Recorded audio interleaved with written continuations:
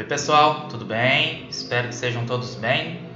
Aqui é o professor Otávio Maioli, do IFES Campus Aracruz, da disciplina de Ciências do Meio Ambiente, nesta aula do curso de Engenharia Mecânica, o terceiro período. A nossa aula de hoje vai ser então sobre equipamentos de controle, poluentes gasosos e material particulado, né? Equipamentos de controle para poluentes gasosos e material particulado. E também um pouquinho de técnicas de redução de formação de poluentes atmosféricos na fonte. É claro que a aula ela vai girar em torno das medidas para evitar e minimizar a poluição atmosférica que nós já vimos bastante nas aulas anteriores. Pois bem, pessoal, importante fazer uma primeira identificação e organização dos principais poluentes e suas fontes. Então essa tabela ela tem bem consolidada, né, dada aí nas modalidades de fonte, naturais e antropogênicas.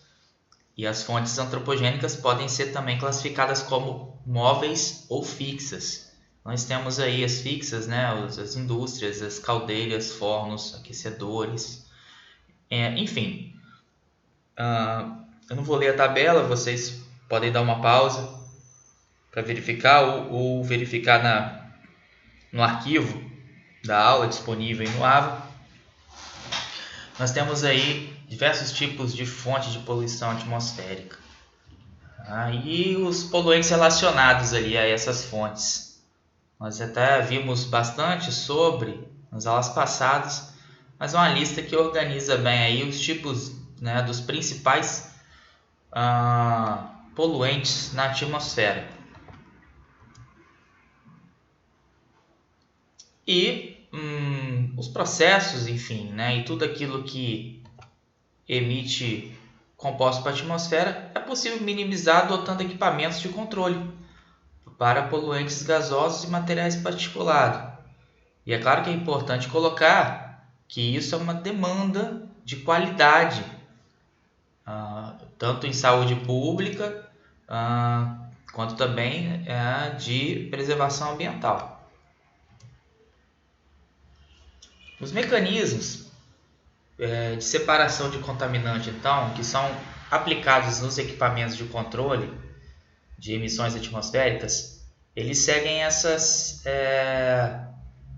basicamente essas linhas, esses mecanismos. A filtragem, a adoção da inércia, gravidade, lavagem, por meio de forças eletrostáticas, por transformações físicas, ou por reações químicas. Então veja, com esses princípios já dá para imaginar como que vai funcionar os equipamentos de controle de poluentes. Então vou apresentar para vocês alguns muito usados na indústria. Listando aí, dentre os utilizados para controle de material particulado. Material particulado, lembra, é aquela matéria que está sólida, suspensa na atmosfera, que tem um tempo de residência na atmosfera, mas que, esgotando esse tempo, na verdade, esse material ele tem um sumidouro, ele vai para o solo, enfim. Então, esse material, quais são os equipamentos que são adotados? Nós temos filtros de manga, coletores inerciais ou gravitacionais, coletores úmidos ou lavadores úmidos, ciclones, pós-queimadores e precipitadores eletrostáticos. Estou listando aqui de imediato, para mostrar para vocês, aliás, que esses são os equipamentos adotados para esse tipo de poluente. Então vamos lá. Começando pelos filtros de manga. Os filtros de manga, o princípio de funcionamento deles é o seguinte: o fluxo gasoso é forçado através de um meio poroso, um filtro, onde o material particulado é retido. Veja que nesse desenho nós temos o ar passando, né, o ar de emissão passando por dentro desses cilindros, tá? Saindo da fonte emissora dentro de um ponto, de uma fonte que seja, saindo, e ali ele passa por dentro desses cilindros. Esses cilindros, eles na verdade são feitos como se fossem uns filtros, e eles são chamados de manga porque eles têm mais ou menos esse formato aqui, ó. Olha, né? É o formato de uma manga de camisa, tá? Então o que acontece? Imaginando que o ar está passando aqui por dentro, né, da manga, e aí ele sai. O material particulado fica preso aqui dentro, certo? Então, ele preso, nós temos ali o processo de remoção do material particulado. Ele não vai para a atmosfera. Ele vai ficar retido dentro das mangas. E é claro que os materiais são diversos utilizados. Existem vários polímeros, precisam ter resistência, obviamente. Nós vamos falar um pouquinho sobre. Ele tem material, tem tempo de vida, quanto mais resistente melhor, porque ele sofre a abrasividade do material particulado. E aí, ó, à medida que ele vai se acumulando nos filtros, ele vai sendo depositado, e depois ele é removido. Então nós temos aí os chamados filtros de manga, o mecanismo do funcionamento do filtro de manga como um equipamento para controle de material particulado na atmosfera, certo? Algumas fotos dos filtros de manga, eles podem estarem alojados dentro ou na área externa na área interna ou na área externa da fábrica. Normalmente são usados em processos industriais, dada a fonte de material particulado e a quantidade. Então, nós temos aí o desenho dele, o ar entra, e o material particulado então fica retido ali, e aí o gás vai sair, mas fica o material particulado.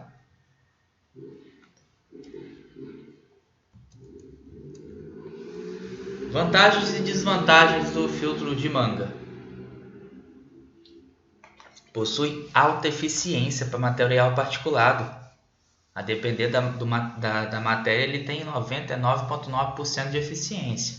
O material particulado ele tem um diâmetro um pouco maior, muito maior que uma molécula de gás.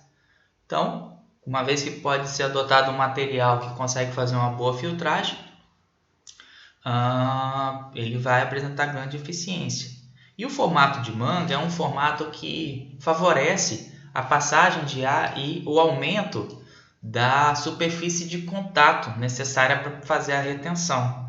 Vocês poderiam pensar, bastaria a instalação de um filtro. Bem, se pensasse num filtro horizontal, com o uso desse mesmo material vedando, por exemplo, a saída, a gente teria aí então uma superfície menor, e aí ele ia saturar mais rápido e atrapalhar o processo, porque nós temos ali uma vantagem do filtro de manga, que é a perda de carga não excessiva. Ok? A outra vantagem também é a resistência à corrosão, porque é um material normalmente utilizado que não sofre corrosão, não é um metálico, não é um material metálico. E quais são as desvantagens do filtro de manga? Dos filtros de manga? Grande espaço requerido para tratar grandes vazões, Você pode tomar isso pelo tamanho da estrutura. A depender do espaço, ele vai requerer um grande equipamento. Alto custo. O alto custo dele se dá tanto pela instalação, o tamanho da estrutura, quanto pela necessidade de troca, de manutenção. Por conta da brasilidade, ele vai ter um tempo. Então, ele vai ter um custo elevado, comparando a outros processos, obviamente, para material particulado. Baixa resistência a altas temperaturas. Isso é muito importante. Se um processo industrial gera emissões a temperaturas muito altas, os seus demandas não são muito recomendados. Primeiro, normalmente o material utilizado é um material que não tem muita resistência a temperaturas mais altas, né? Principalmente alguns polímeros. E muitos dos processos geralmente são processos de combustão que geram isso. Nós temos, por exemplo, processos siderúrgicos que emitem muito material particulado, mas a temperatura é muito alta. A temperatura de uma caldeira, por exemplo, pode chegar a 150 graus, seja na produção de ferro gusa, seja na aciaria, para a própria produção do aço, ou mesmo numa coqueria, onde temos o processo de formação de coque. Muito alta, a temperatura chega a 1500 graus Celsius, então não tem grande resistência aos fios de manga. Empastamento devido a poluentes consideravelmente pegajosos, né? Condensáveis e pegajosos. Então, o que acontece é que, a depender do material particulado que é formado, ele pode vir com óleo aderido, ou até úmido. Então, à medida que ele vai se acumulando, ele vai formando uma pasta. Se forma uma pasta, dificulta a passagem do ar. Então, ele vai ter uma perda de carga muito grande. Por isso, ele tem baixa, desvantagem quando tem empastamento, nesse caso. E possibilidade de entupimento, como disse, a depender do momento onde tem uma produção, gera-se muito material e ele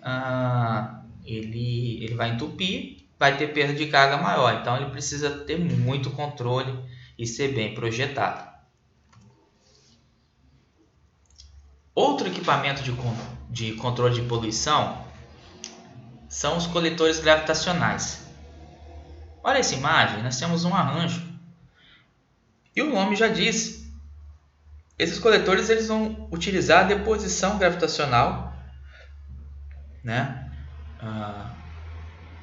das partículas que vão ser carregadas pelo fluxo. Então, nós temos a entrada à esquerda e a saída do gás à sua direita. Esses cones, instalados no centro são justamente os cones coletores. O gás vai passando com o material particulado. O material particulado, sofre a ação da gravidade e vai se depositando à medida que vai passando.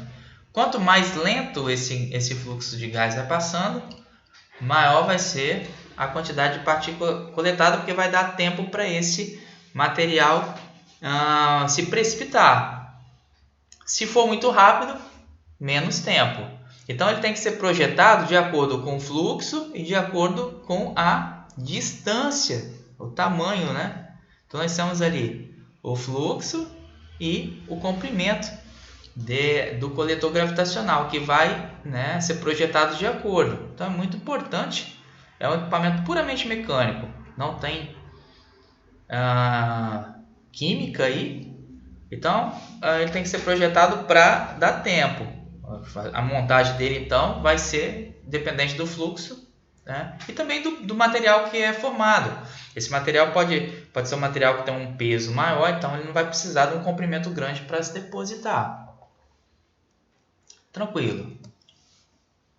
Vantagens: baixo custo. não tem energia, nada, é só a aquisição. Baixa perda de carga, não tem praticamente perda de carga nesse processo, pouco de atrito do gás. Resistência à corrosão e temperatura, aqui não tem questão de temperatura ali, né, nesse material. Ele sendo projetado com um material resistente à temperatura, né, não vai apresentar problemas. E as desvantagens é que a eficiência dele, né, para partículas muito pequenas é muito baixa. Se tem partículas muito pequenas, vai ser muito pequena a eficiência dele. Então ele é bom, ele é eficiente para partículas até maiores que 50 micrômetros, por exemplo, quando está colocando aí. Para 50 micrômetros, então, ele é ideal, né? E a outra desvantagem é o grande espaço requerido, se a gente imaginar que necessita de um comprimento muito grande, né? E é claro, o desenho está mostrado ele ali esse coletor simples, mas ele pode apresentar um comprimento muito grande.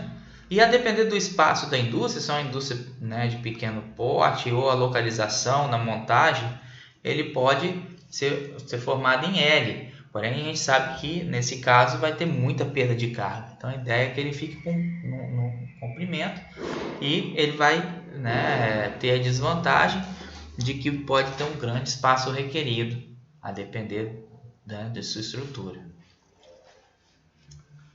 Beleza. Os coletores úmidos ou os lavadores de gás. Esses são os mais importantes equipamentos de poluição atmosférica. Porque até agora, lógico, dos que nós tratamos, e a gente está falando de material particulado, esse lavador de gás é o que? É lavar a poeira, né? Esse material particulado que sai. Então, o princípio de funcionamento, o gás é forçado através de uma aspersão de gotas. O gás, então, né? Ele entra ali na parte inferior à direita desse cilindro. Então, ele vai subir e tem projetado ali alguns chuveiros que vão, né, jogando normalmente água. Para material particulado, a água já é suficiente. Então ele vai lavando esse material. E aí o material, né, a água colide, as gotas colidem com o material particulado, eles vão aglomerando e vão, né, por gravitação ou inércia, vão sendo retirados. Vão caindo, né? E o gás limpo do material particulado sai na parte superior. Então ele é usado para material particulado, mas a gente já pode apresentar que neste caso ele também funciona para gases. Gases que podem ter e serem dissolvidos em água, como por exemplo óxidos de enxofre, dióxido de enxofre e dióxido de nitrogênio, que são dois gases muito comuns em processo de combustão, como já disse nas outras aulas. Então eles podem serem lavados com água, que aí eles vão gerar ácidos, tá? E vai minimizar muito a emissão na atmosfera, no ar. Eles podem ter diversos desenhos, tá? Esse aqui é um simples, mas ele pode ter um desenho diferenciado, onde ele pode fazer, né, diversos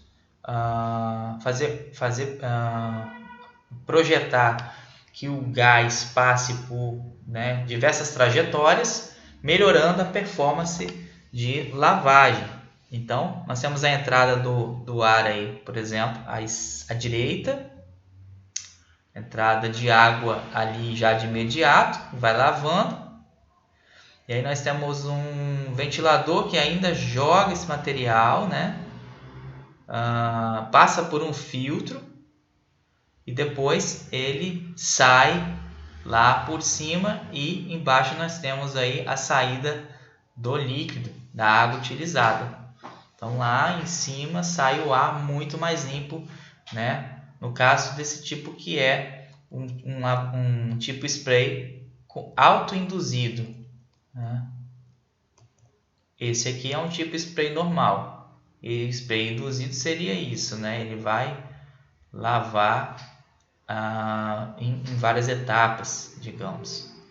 Enfim, várias são as possibilidades, a depender do material que é emitido. Estamos falando de material particulado. Nós temos esse aí também, que é o lavador tipo Venturi, onde o ar com material particulado ele passa numa diminuição da seção transversal, então concentra mais o material particulado na seção transversal e aí eu tenho mais eficiência quando faz a lavagem do gás. E aí ele sai na parte superior. Aí algumas imagens dos coletores úmidos ou lavadores de gás. O termo coletor úmido ele é mais associado a material particulado. O termo lavador de gás é associado a gases mesmo, poluentes.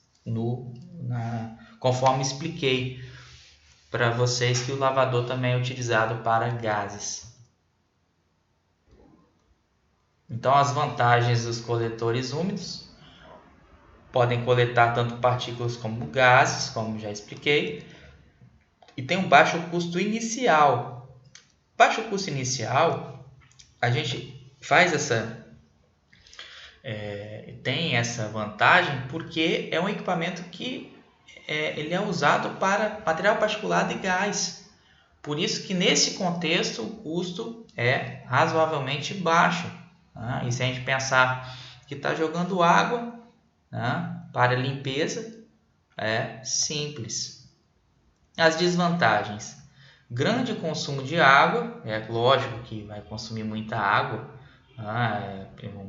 e a água é um recurso abundante. Se a gente mensurar o valor da água mesmo, ele é muito pequeno. Ele gera resíduos. Por quê? Porque agora os resíduos nós estamos colocando em água junto com o efluente, então a água vai estar contaminada de alguma forma.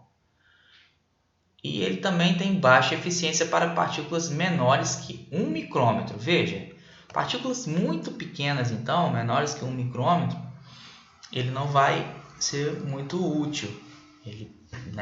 Mas veja, comparando com um coletor que para partículas menores um coletor gravitacional, onde as partículas menores que 50 micrômetros já não são eficientes, nesse caso o lavador de gás é eficiente para partículas de 1 a 50 micrômetros, mas grande parte da massa das partículas são muito pequenas, então, e grande número das partículas. Então, para 1 micrômetro, o lavador ou coletor úmido ele tem baixa eficiência. Pois bem, outro equipamento são os ciclones. Os ciclones eles vão ter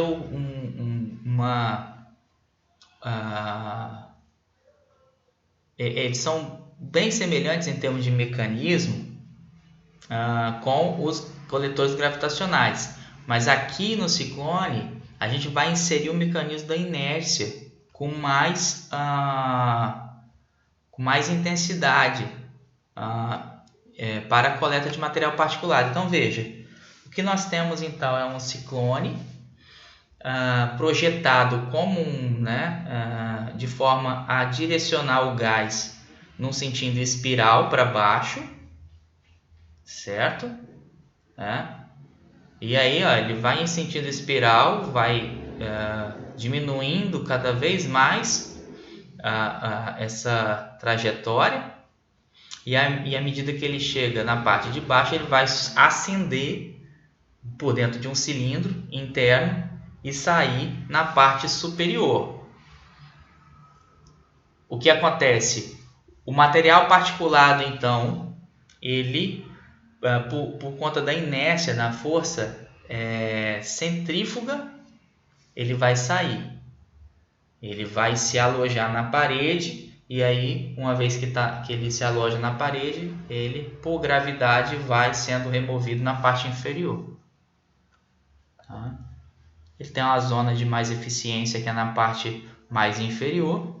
Então, o ciclone baseia-se na ação da força centrífuga que age sobre as partículas carregadas em fluxo de gás, empurrando-as na direção das paredes e retirando-as do fluxo gasoso na parte inferior. Serve para partículas, então. Olha aí algumas fotos. Eles podem ser internos, usados para processos de menor escala ou para processos de grande escala. Tá? Ali.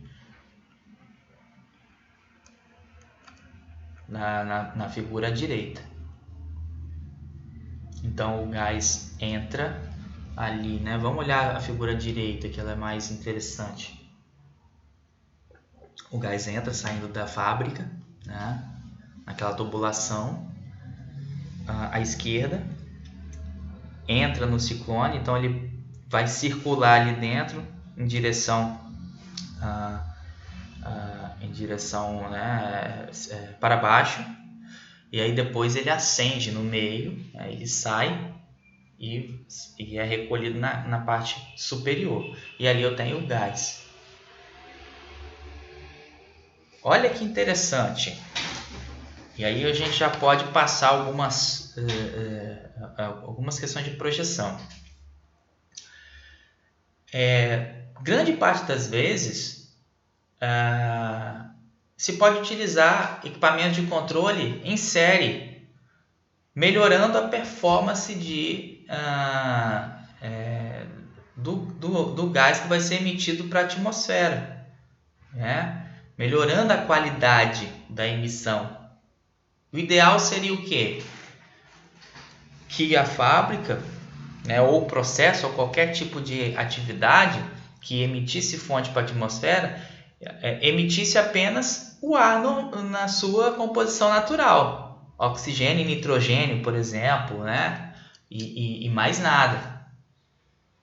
Só que é quase impossível um processo 100%. Mas o que pode ser feito? Isso pode ser instalado em série. Então, eu estava contando o funcionamento do ciclone. O que acontece com o gás, então, que sai do ciclone na parte superior? Ele vai para um outro equipamento de controle, que eu já apresentei para vocês. O filtro de manga. Então, por que ele utiliza um ciclone antes? Porque ele tira partículas mais grossas, por exemplo. E nós vamos ver as vantagens e desvantagens. Vão ser muito semelhantes ao coletor gravitacional, o ciclone, e aí partículas menores vão ser retiradas no filtro de manga.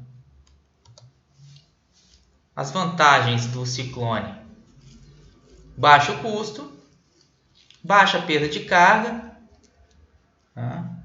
resistência à corrosão e temperatura e simplicidade de projeto e manutenção, como o coletor gravitacional. Muito embora para coletor gravitacional vai precisar de uma grande área, o ciclone ele já requer uma pequena área, apresentando essa vantagem.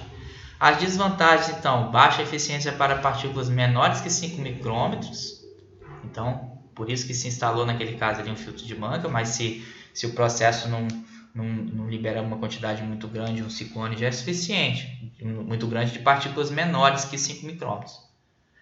Excessivo desgaste por abrasão é esperado, porque as partículas vão se direcionando para a parede, então ele vai sofrer a abrasão.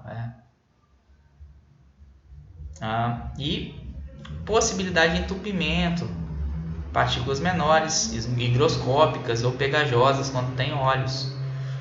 Principalmente na parte inferior, porque na parte inferior, quando vai funilando, a seção transversal ela vai diminuindo, então pode ter entupimento naquela parte ali. Então ele tem que ser bem projetado para evitar isso e tem que ter manutenção sempre que possível para verificar a perda de carga por entupimento. Maravilha. Pós-queimadores. O pós-queimador, então, a palavra já diz, pós-queimador, ele vai queimar depois o gás final. Após queima dos resíduos de um processo industrial, elimina as partículas orgânicas e resíduos combustíveis não queimados. Então, o que é isso? É um sistema que ele vai incrementar a eficiência de um processo de combustão de determinado material orgânico. E aí ele sacrifica isso, emitindo poluentes menos prejudiciais para a atmosfera. O pós-queimador tem essa função, então. Tá? Vantagem: produção de energia que pode ser reutilizada no processo industrial. Isso é muito importante, porque eu estou queimando algo que eu ia emitir, estou melhorando a qualidade do ar e gerando energia para a fábrica ainda. Alta eficiência no controle de gases, vapores e partículas orgânicas. Então, tudo que é orgânico, e se for particulado, orgânico, mas normalmente os particulados são inorgânicos, ok? Mas se for orgânico, eu dispenso às vezes a utilização daqueles outros equipamentos. Eu posso usar um pós-queimador, coletor úmido e ciclone. Servem para partículas inorgânicas. Serve para orgânica também? Serve, mas é muito mais interessante usar um pós-queimador, porque vai queimar essas partículas orgânicas gerando energia. Certo? É claro que ele vai gerar gás de queima, mas o benefício em cima da geração de gases poluentes, nesse caso de partículas, é muito maior, porque é pouco material. E eu vou estar, no caso, impedindo que esse material vá para a atmosfera. Mas a grande desvantagem do pós-queimador é o custo operacional elevado. Ele requer uma manutenção e um controle de processo a todo instante. Sem contar as possibilidades de incidente em tudo.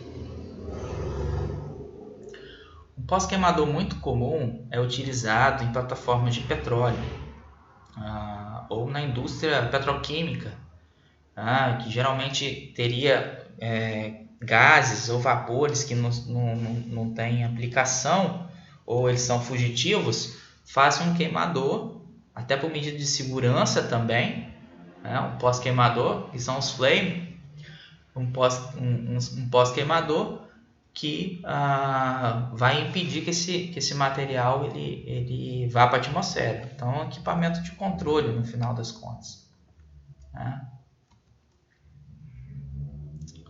Pois bem, talvez um dos mais inovadores equipamentos de controle de poluição atmosférica, especificamente material particulado, são os precipitadores eletrostáticos. Bom, o que acontece? Vamos primeiro olhar essa imagem. As partículas do material particulado, então, elas vão passar por meio de arranjos de placas com alta tensão eletrostática, com voltagem muito grande. O que acontece é que se a disposição dessas placas com alta tensão eletrostática, as partículas vão se ionizar. Elas se ionizando, elas vão se atraindo. Elas vão formando cargas eletrostáticas, então elas vão se atraindo. Claro, imaginando que tenham cargas, né, em sinais opostos, e é isso que gera. Elas vão se atraindo e vão se acumulando. À medida que elas vão se atraindo e se acumulando, então, né, partículas vão formando grupos, né, aglomerados maiores, eles vão se caminhando para essas placas de tensão, porque elas vão atrair eletrostaticamente também esse material particulado. Então, eles vão migrar até a placa e vão se depositar, se aderir na placa, como mostra o caminho do mecanismo da esquerda para a direita. A ionização do ar, pelos fios de carregamento, as cargas elétricas, o material particulado, o carregamento do material particulado, ou seja, a aglomeração formada, a migração, assim que ele tem ele adquire um diâmetro, né, relevante, a migração até a placa e a adesão.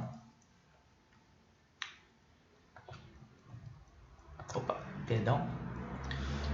Então, aí agora a gente volta para a imagem, né, da instalação, porque o precipitador eletrostático, então, ele vai, após o processo feito, canaliza a emissão atmosférica até o equipamento, ele vai passar pelas placas eletrostáticas e vai reter o material particulado por ação eletrostática. E aí o gás mais limpo vai sair pela chaminé, nesse arranjo. Esse arranjo, que está mostrado aí, o que vem antes do precipitador eletrostático, nesse desenho, é um lavador de partícula e gás, um lavador úmido. Então, se nesse caso o precipitador eletrostático está sendo utilizado após o lavador de gás, ele deveria, então, ele certamente então já apresenta aí implicitamente uma grande vantagem, que é o que? Ser utilizado para partículas ainda muito menores. Ele tem uma eficiência muito grande. O que acontece é que depois do carregamento e da adesão, então, faz-se o chamado batimento, né? Onde vai ter a remoção após a alteração da tensão. A diminuição da diferença de potencial ali faz com que esse material, uma vez aderido, né, ele formou massa suficiente para se precipitar. Então, tem o batimento da placa, esse material é removido de maneira adequada. Assim que funciona. Algumas imagens, né? É claro que a gente está explicando o mecanismo por meio de uma placa, mas no arranjo industrial, os precipitadores eletrostáticos são formados por diversas placas, né? E aí eu tenho uma superfície de contato ainda maior, que vai promover melhor eficiência. Quanto mais superfície de contato, melhor a eficiência desse equipamento de controle de poluição atmosférica. Aí algumas imagens mostrando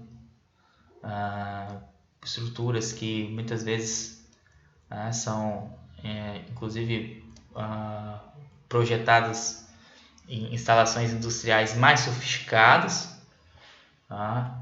são utilizados em processos ou fábricas complexos, muito grandes. Então, quando se fala em precipitador eletrostático, a gente pode ter algo gigantesco como isso aí.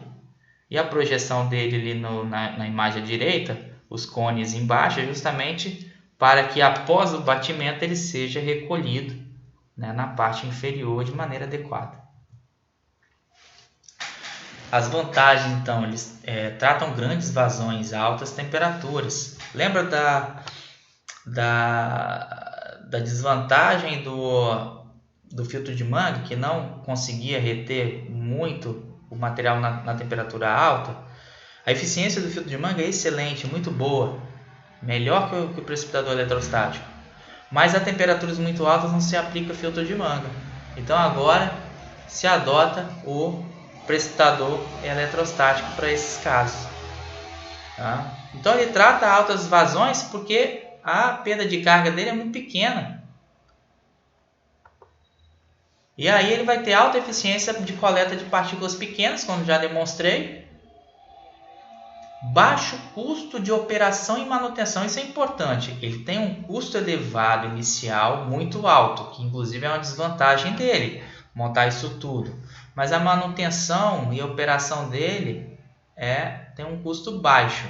É importante dizer que se utiliza energia elétrica para esse caso, para criar as grandes tensões. Mas olhando para o equipamento, a operação dele e a manutenção é pequena, ele não sofre abrasividade, ele pode ser formado com material que não vai sofrer corrosão. A desvantagem também é que ele requer grandes espaços físicos, como mostrado ali, uma vez que ele vai ser utilizado em processos mais complexos e em grande escala. Essa tabelinha dá uma noção bacana sobre as aplicações de determinados equipamentos de controle, a depender de alguns parâmetros, como tamanho de partícula, a temperatura, a queda de pressão, a perda de carga e o custo em dólares anual, o custo por ano. Então reparem que nós temos os precipitadores eletrostáticos como os mais eficientes para tamanho de partícula, no caso para partículas menores, são as mais difíceis de ser removidas, está ali entre 0,1 e 10 micrômetros. Para temperaturas baixas, nós temos que os filtros de Manga são os mais limitados em questão de temperatura. Os precipitadores eletrostáticos são muito bons a temperatura.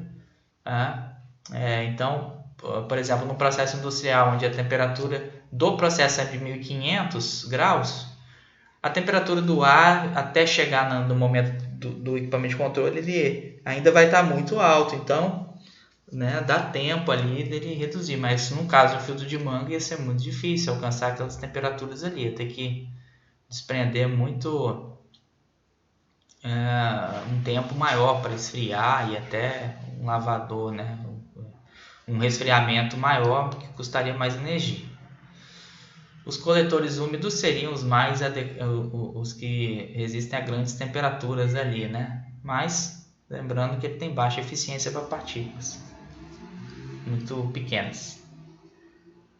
O que tem menos problemas com queda de pressão, então, são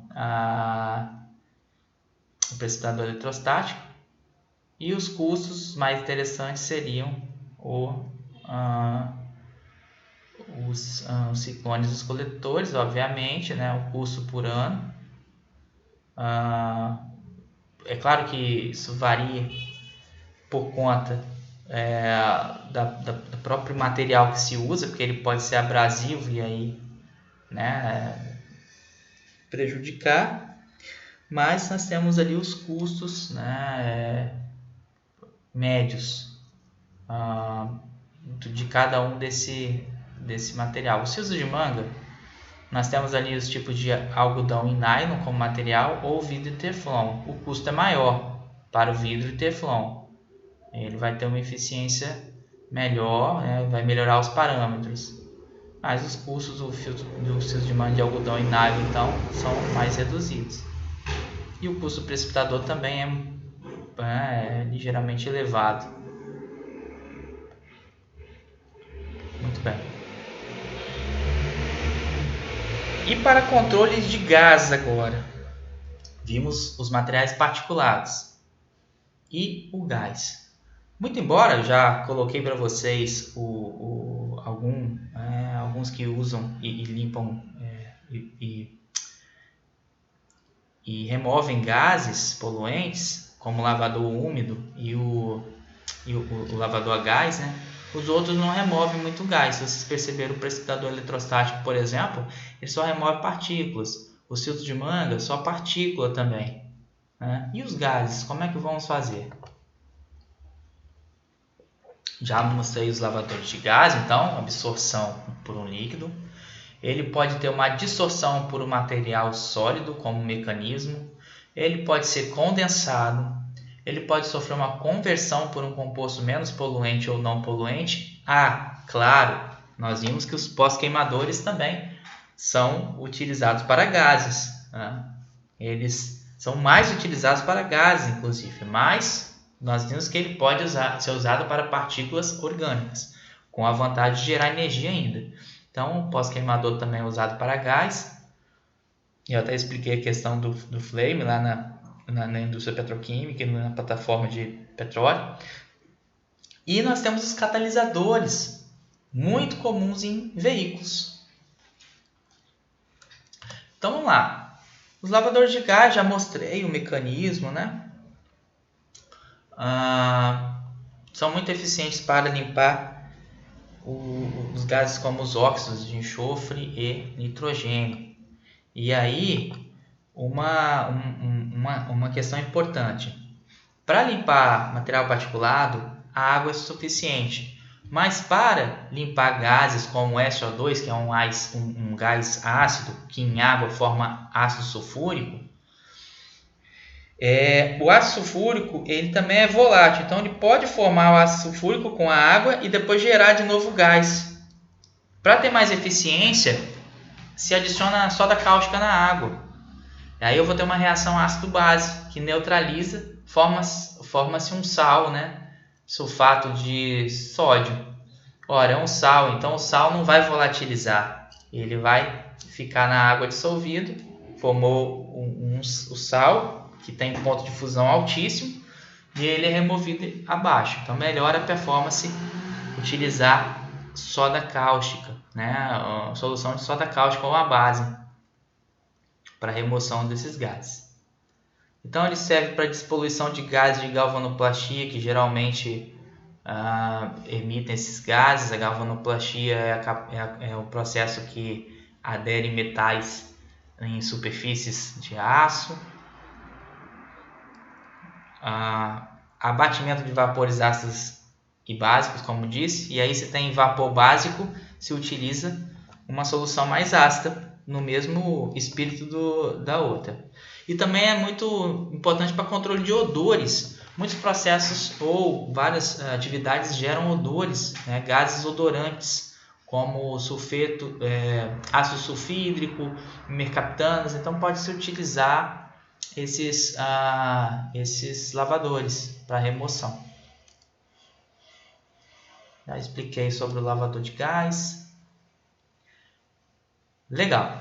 E o equipamento de adsorção por material sólido, o que é isso?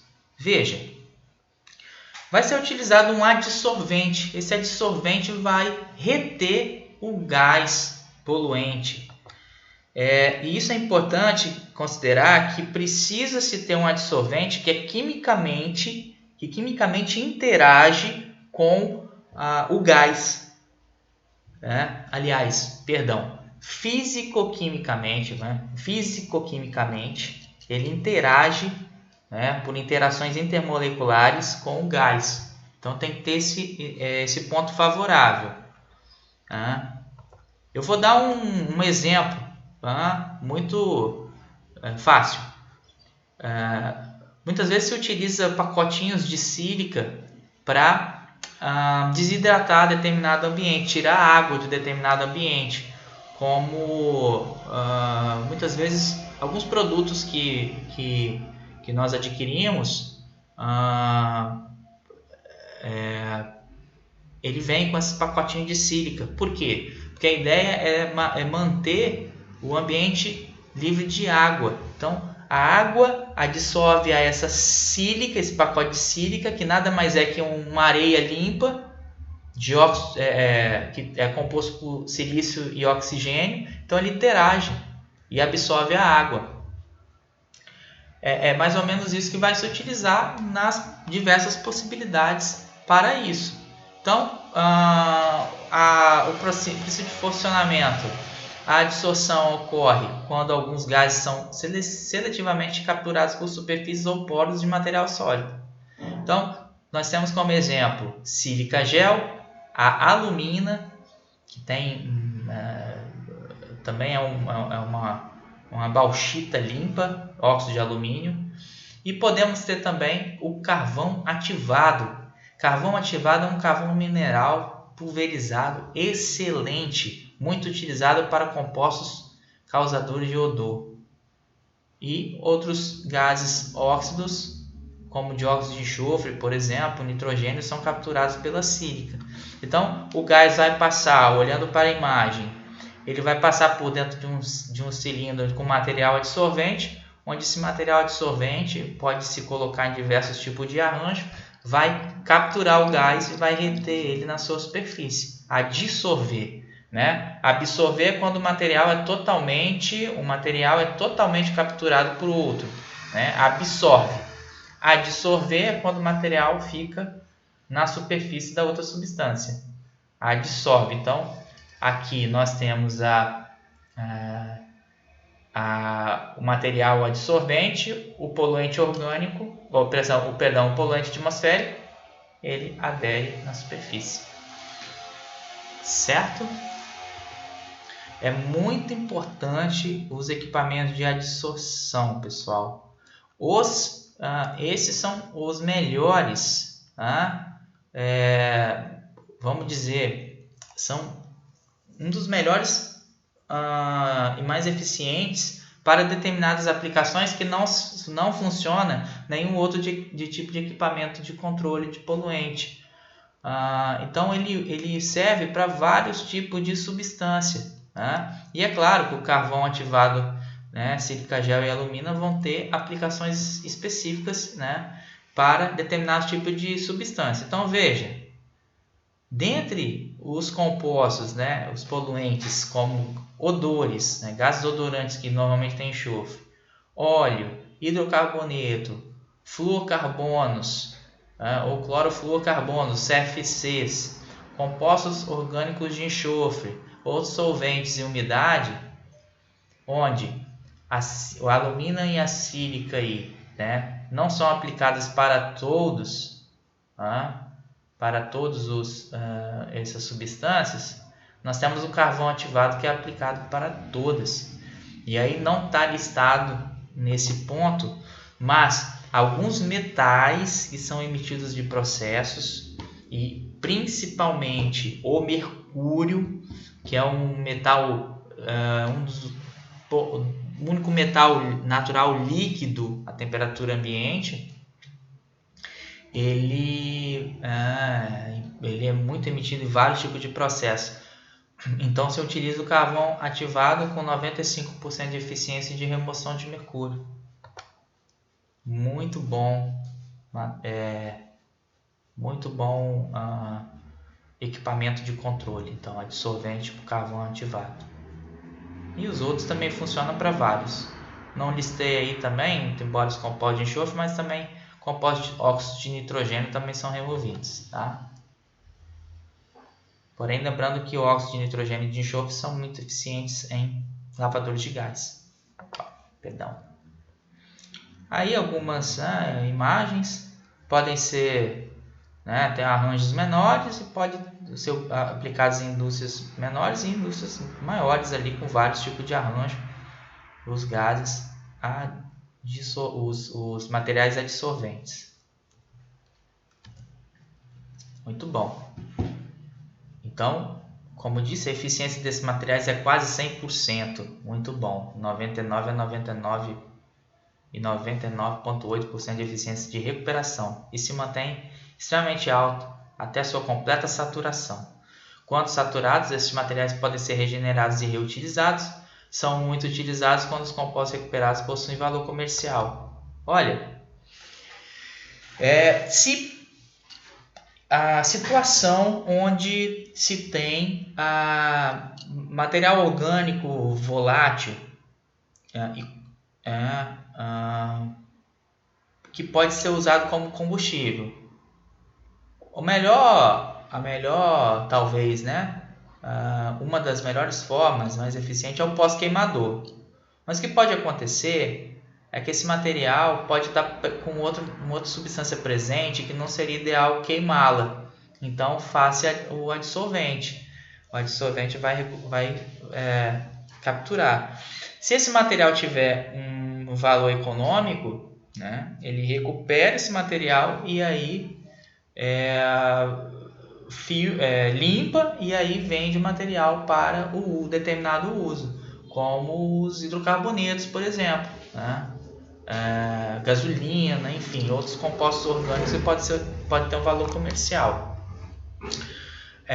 Até pouco tempo, né, quando não havia a conversão de minamata sobre mercúrio, por exemplo, se utilizava o adsolvente então para segurar e reter o mercúrio que iria para a atmosfera em determinado processo industrial, como na clorossoda, por exemplo.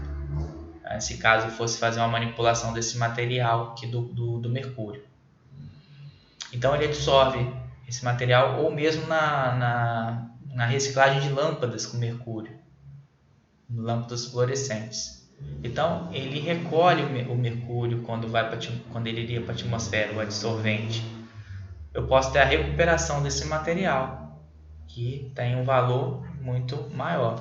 Ou outros, né, que tem um valor comercial, então ele pode utilizar para isso. Então ele preserva o material. E é claro que esse material dissolvente, uma hora ele satura, chega uma hora que ele não tem mais condição de absorver nada. Então é necessário retirar, remover, muitas vezes com outro solvente, limpa e volta a utilizar novamente.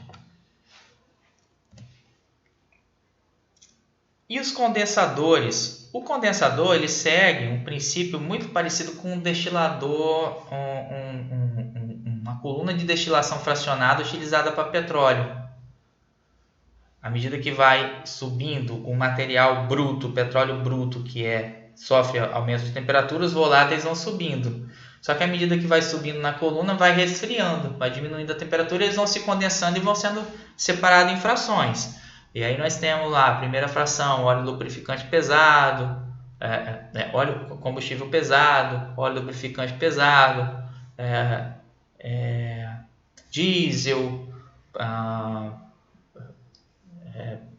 enfim, né? Gasolina, querosene, e aí vai saindo. Então posso ter ali o abaixamento da temperatura de forma a tornar aquele gás um líquido, que seria o gás, né, que seria emitido para a atmosfera. Então, a aspersão de água é utilizada para baixar a temperatura do fluxo gasoso e remove os componentes condensáveis. As principais razões para a utilização dos condensadores são recuperação do produto com valor econômico, remoção de componentes condensáveis que podem causar corrosão dos equipamentos. Então, veja, o mecanismo do condensador, muitas vezes, ele utiliza o arranjo é o mesmo, basicamente, de um lavador, né? Um lavador de gás. A água que vai ser usada para resfriar. Quando o material não se dissolve na água, por exemplo, é um material orgânico, um óleo, ele a água vai servir para resfriar esse material. E aí depois, como eles são immiscíveis, você separa aquilo que pretende ser usado como valor econômico, muito usado na indústria petroquímica, os condensadores.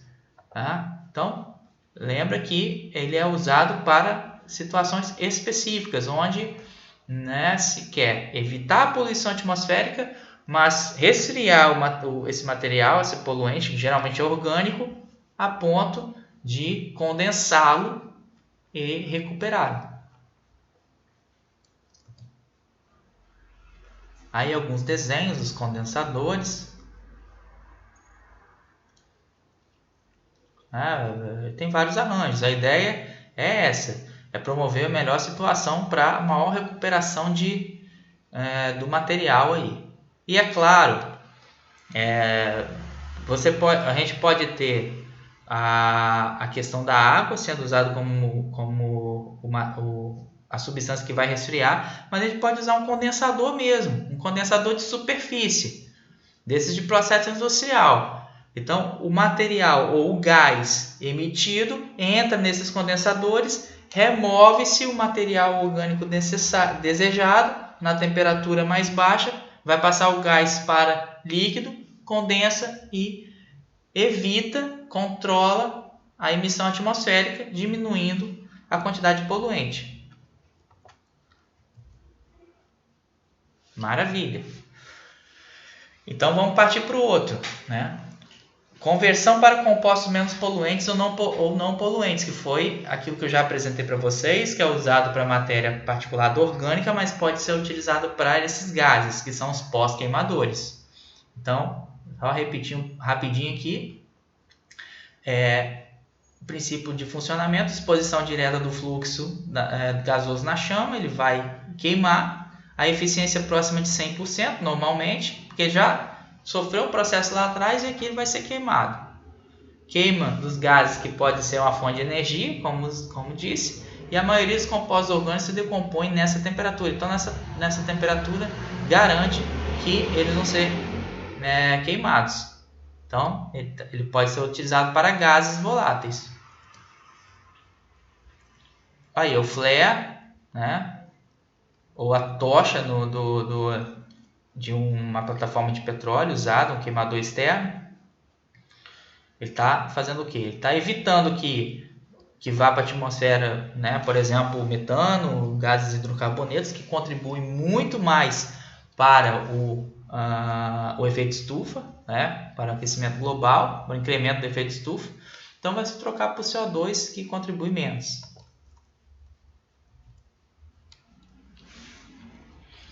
O queimador enclausurado é só uma modalidade, onde a queima vai ser, né, fechada. E aí ele é mais usado aí na geração de energia. Né? Você vai ter a combustão ali interna dele. Né? É como o motor, o pistão. Né? A ideia seria mais ou menos essa. E os catalisadores, muito utilizados nos veículos, né? Foi né, não há muito tempo obrigatório nos veículos, fique claro isso. Então a ideia é o que? É converter, né, é remover, né, principalmente compostos de carbono que são emitidos lá da combustão do motor, que nunca vai ser 100%, então vai emitir aldeídos, hidrocarbonetos não queimados, né? Quer visualizar bem isso? Vê um carro velho, quantidade de fumaça e de gás, né? Você pode olhar até num cano de descarga, às vezes a refração da luz, né? Mas, inclusive em carros muito modernos, a gente não observa, mas sai muito do carboneto. Né? Então, o que acontece? Ele vai converter o catalisador, ele vai acelerar o processo de conversão, onde esses gases vão se transformar em N2, né? e O2, como o NOx, por exemplo. Então, ele vai praticamente devolver o ar atmosférico. E no caso dos compostos orgânicos, os compostos orgânicos, ele vai transformar em CO2. E se for monóxido de carbono também, o catalisador funciona transformando o monóxido em dióxido de carbono com oxigênio. Então, o catalisador tem essa função. Ele converte para material menos poluente. Então, ele tem ali, né, vários arranjos. São superfícies metálicas, né, muito porosas, que vão recebendo o ar que sai do motor e aí vai fazendo vai passando por essas paredes porosas com grande superfície de contato e vai convertendo, limpando o gás que sairia sem esse catalisador muito sujo, com muito material, né, muita poluição, com muitos gases poluentes. E ele também é usado em indústrias, né? Mesmo procedimento. Conversor catalítico. Ele catalisa a reação. Pessoal, isso é importante colocar aqui, né? Ele não está a conversão não é por queima, é por catálise. Então, um corpo que acelera uma reação, né? E importante que no catalisador ele acelera, mas ele se preserva. O catalisador não é consumido. Ele participa da reação de alguma forma, ele baixa a energia de ativação de uma reação que pode acontecer, e aí baixando a energia de ativação ele favorece a reação, requer uma menor energia para acontecer a reação, que seria a reação de conversão. Então é usado na indústria também. Uma outra forma, na verdade, bom, a gente acaba a parte de equipamento de controle de poluição, né? A ideia de adotar o equipamento, então, é o quê? O processo, né, a atividade gerou emissão atmosférica, gera uma quantidade de emissão atmosférica, nós vamos usar os equipamentos de controle para minimizar essa emissão. Mas eu posso adotar o quê? Técnicas em todo o meu processo ou em tudo que for usar que vão diminuir a quantidade de geração de material de poluição atmosférica que vai requerer uma estrutura para ser removida depois. Então a ideia é diminuir a quantidade de substância gerada. E é isso. A técnica de redução de formação de poluentes atmosféricos na fonte também é adotada como uma medida de controle. Então, a alteração, substituição do combustível, o uso de matéria-prima é muito importante. A troca do combustível de um alto teor de enxofre, por exemplo, usando gás natural ou combustível disulfurizado ao invés do carvão, reduz a emissão de SO2. Então, eu posso mudar a matriz, né, de matéria-prima, de energia, de geração de energia, para evitar uma determinada emissão, como nesse caso, né? Usar combustíveis livres de enxofre. Troca do CFC por compostos de menores inconvenientes. Acredito que eu devo ter comentado alguma coisa nas aulas de buraco na camada de ozônio. O CFC é um composto que agride a camada de ozônio, né? Ele é instável, chega lá na estratosfera, ele se rompe, forma o cloro que destrói o ozônio.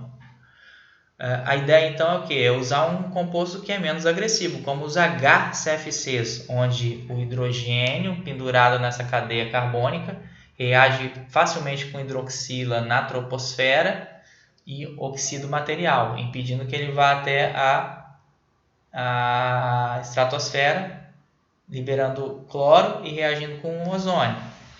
Então, estou trocando uma substância menos poluente por outra no processo. Redução do excesso de ar na queima com combustível fóssil, isso é importante, né? Isso diminui a emissão de óxido de nitrogênio. Se no processo de combustão interno for possível jogar apenas oxigênio, vai melhorar e vai evitar a emissão de NO2. Tá?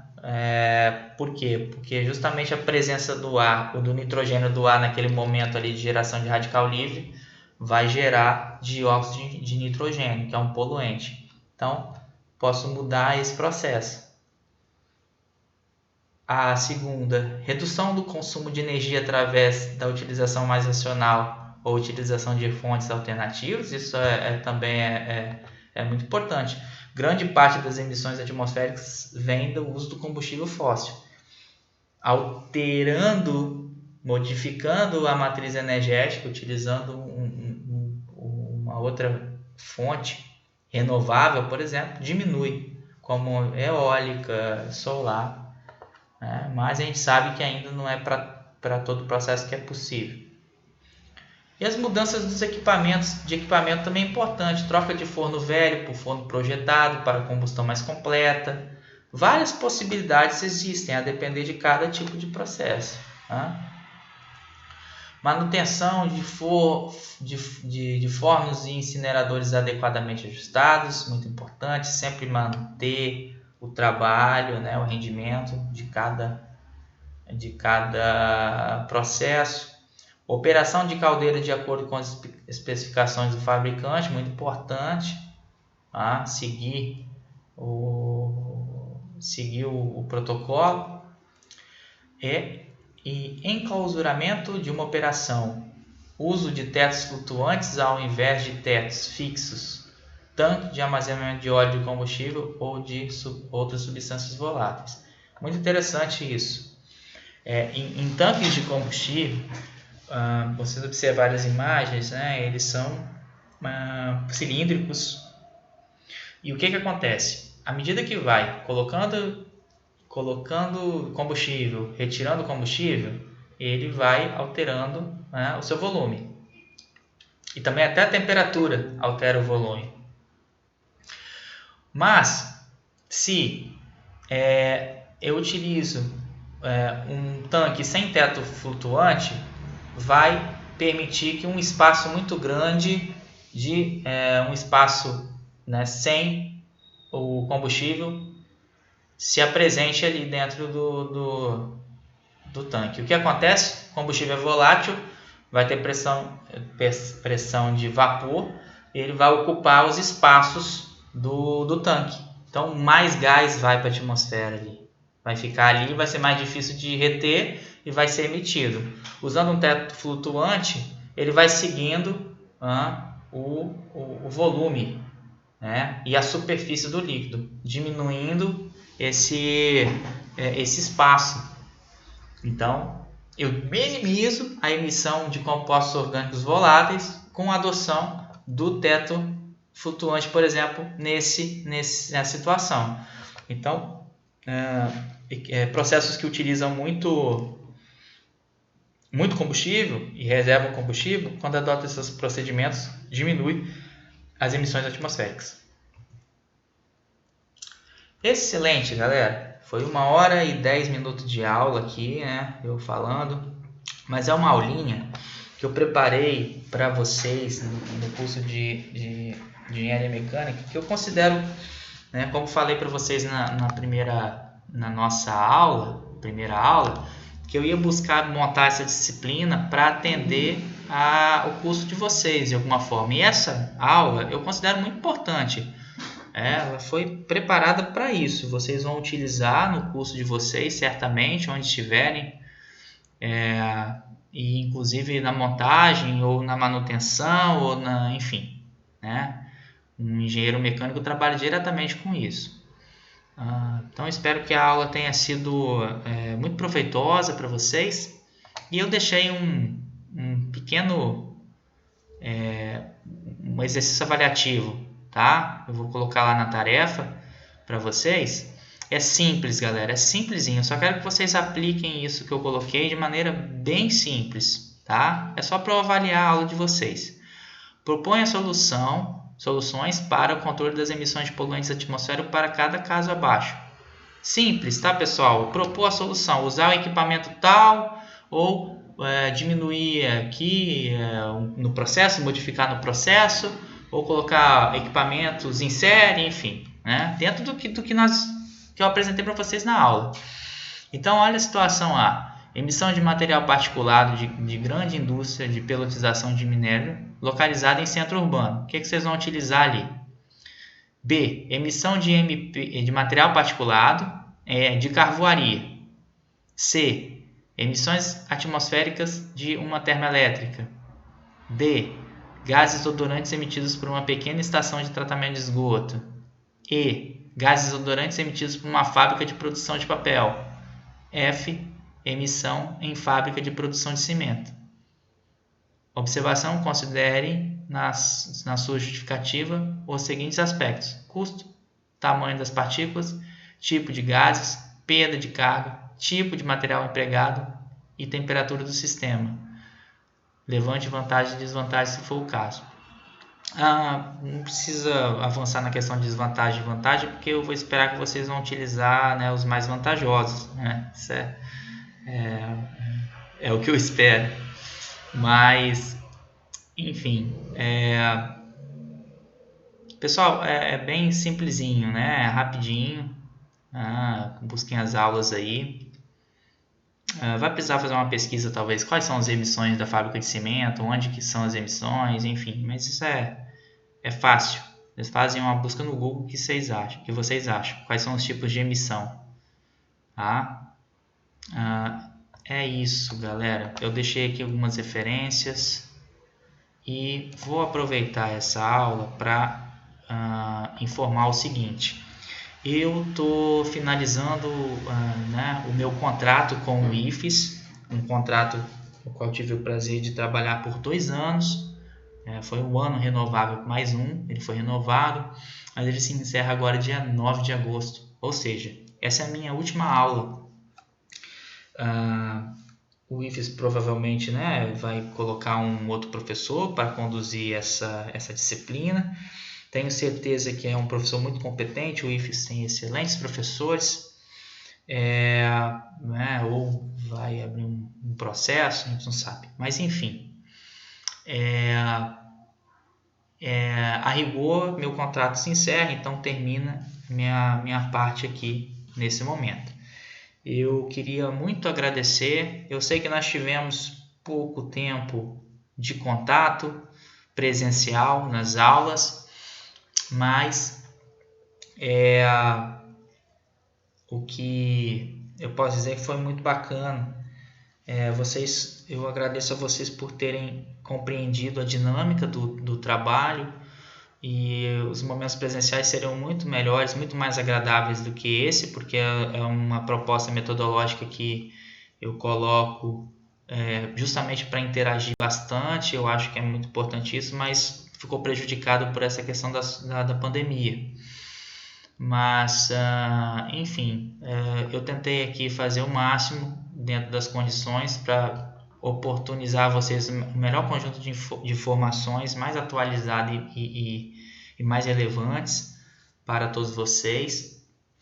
E então eu só tenho a agradecer a cooperação e, de todos os modos, acabando esse contrato e independente do que vocês vão seguir ou fazer, eu fico à disposição sempre que precisarem, tá? Eu sou um professor, também dentro dos trabalhos que realizo, e ficarei muito satisfeito sempre que vocês precisarem de um apoio ou tirar alguma dúvida.